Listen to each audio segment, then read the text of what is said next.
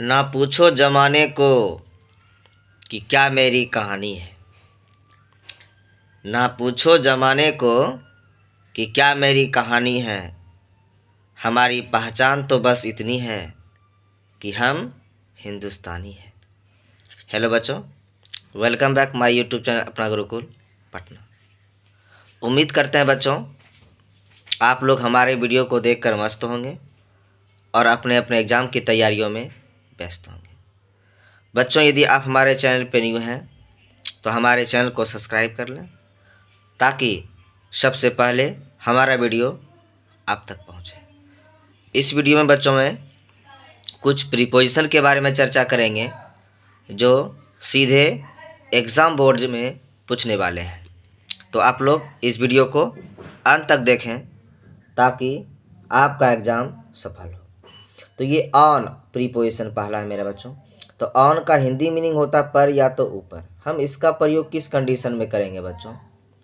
जब कोई किसी के ऊपर हो, कोई हो या कोई वस्तु हो, किसी के ऊपर हो या किसी के ऊपर हो या किसी वस्तु के ऊपर हो और जिसके ऊपर हो उसके स्पर्श में भी हो, तो उसे दर्शाने के लिए इसका प्रयोग किया जाता है। किसका? ऑन का। आप लोग रामायण देखे होंगे बच्चों।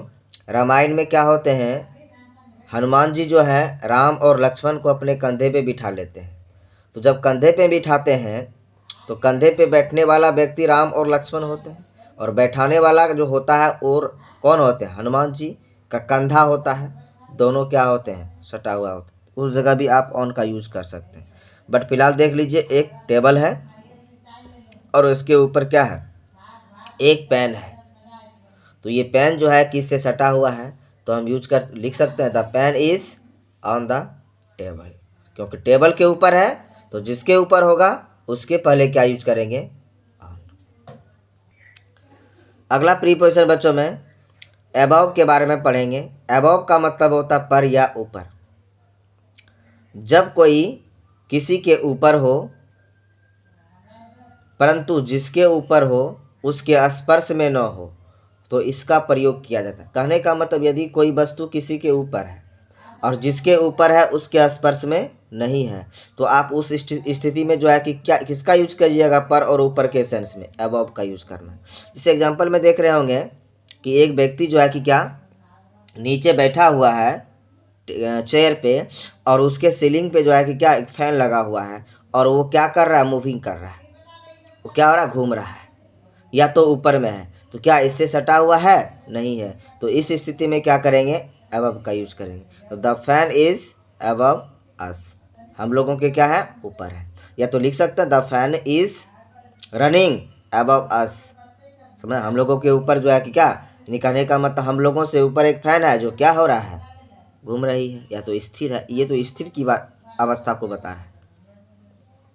तो बच्चों आप लोग को पता चल गया होगा अबव का यूज किस कंडीशन में करना है कि यदि कोई वस्तु किसी वस्तु के ऊपर हो और उससे क्या सटा हुआ नहीं हो तो करेंगे इसका।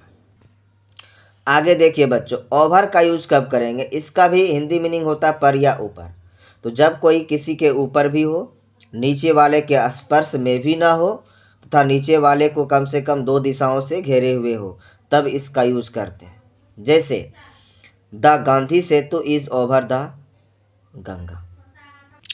आप देख रहे होंगे बच्चों, ये गंगा है और गंगा के ऊपर क्या है? गांधी सेतु है। तो ये गांधी सेतु जो है आप गंगा के ऊपर देख रहे हैं तो गंगा से सब संपर्क में नहीं है, सटा हुआ नहीं है, बट वो दो दिशाओं से क्या है बच्चों? घिरा हुआ। तो इसके पहले जो है कि क्या करेंगे? गांधी सेतु के पहले क्या करेंगे? ओवर का यूज करेंगे। अब देखिए बच्चों, हम एट के बारे में पढ़ लिए थे और इन के बारे में भी पढ़ लिए थे। बट एन और इन, एट और इन का मल्टीपल यूज भी हो सकता है। मल्टीपल यूज का मतलब कहीं और भी यूज कर सकते हैं। तो एट का यूज कब कब कहाँ कहाँ कर सकते हैं? तो पहले तो जो है कि हम इन का यूज पढ़े थे कि कोई जो है कि क्या कोई एक जो है कि घेरा के अंदर पहले से ही कोई ग्राउंड के अंदर है तो उसके लिए जो है कि हम इन का प्रयोग कर सकते हैं। बट इस जगह इन और एट का यूज फिर से जो है कि अलग अलग यूज सीख लीजिए। तो एट का यूज मोहल्ले, गांव, कस्बे, टोले तथा छोटे छोटे शहरों के नाम के पहले एट का यूज करते हैं हम लोग। जैसे राजेंद्र नगर हम यूज करेंगे, छोटा छोटा क्या है? शहर है, तो एट राजेंद्र नगर हो जाएगा। नया टोला एक टोला है, इसके पहले एट का यूज करें। अपने अगल बगल के जो भी शहर होंगे उसके साथ आप एट का यूज कर सकते हैं बच्चों, क्योंकि छोटे छोटे शहरों के नाम के पहले क्या लगेगा, एट लगेगा। बट इन का प्रयोग किसके पहले कीजिएगा बच्चों, बड़े शहर, जैसे हो गया पटना, भागलपुर, इसके पहले क्या यूज करना है, इन यूज करना। जिला, कोई यदि जिला है तो उसके पहले जो है कि क्या आप इन लगाइए, कोई दिक्कत नहीं है। जिला के पहले इन लगाइए और छोटे छोटे शहर के पहले एट लगाइए। मुख्यालय के पहले जो है कि क्या, एट इन लगाइए। और देश तथा महादेश के नाम के पहले क्या लगाइए, इन। तो लिखे हैं इन पटना, इन वैशाली और इन क्या, झारखंड। समझ रहे हैं ना। तो जो है कि ये समझ गए, बड़े बड़े शहर, मुख्यालय, जिला तथा देश और महादेश के नाम के पहले क्या लगेगा, इन लगेगा।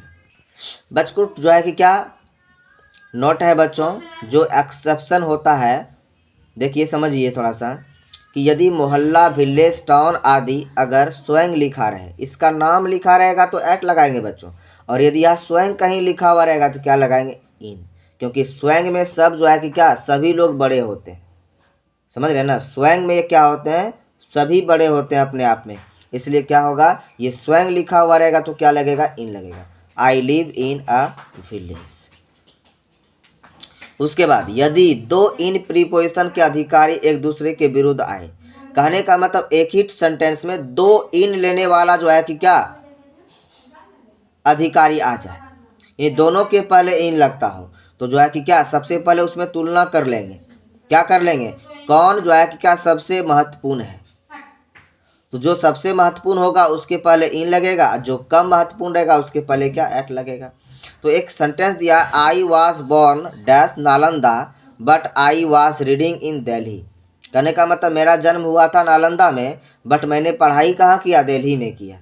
तो दिल्ली और नालंदा में सबसे इम्पोर्टेंट क्या है, दिल्ली है, तो इसके पहले इन लगेगा और नालंदा के पहले एट। ये कंडीशन कब होगा, कब लागू होगा, जब दो इन लेने वाला अधिकारी आ जाए, तो उसमें से एक को छोटा मान लिया जाएगा और एक को क्या, बड़ा मान लिया जाएगा। उम्मीद करते हैं बच्चों ये सारा पॉइंट आप लोग को समझ में आ गया होगा। और यदि आपको वीडियो अच्छा लगे तो आप हमारे वीडियो को लाइक करें, शेयर करें, और यदि आप हमारे चैनल पे नए हैं तो सब्सक्राइब कर लें। जय हिंद, जय बिहार,